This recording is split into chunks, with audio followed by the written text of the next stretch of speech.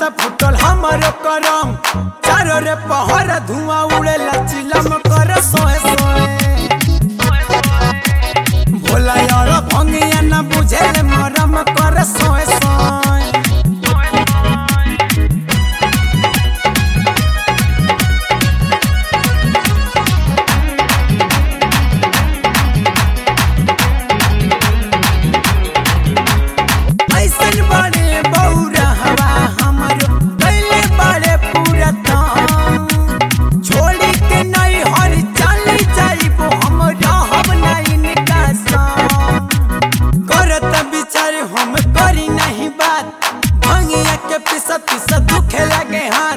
दुखेला कलाई नहीं बुझेला मरम कर सोए सोए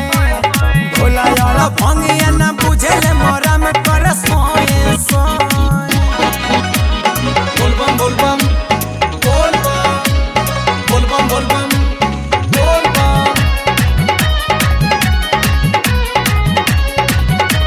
नाना मरेली सखी सहेली फूटल बा किस्मत तोहार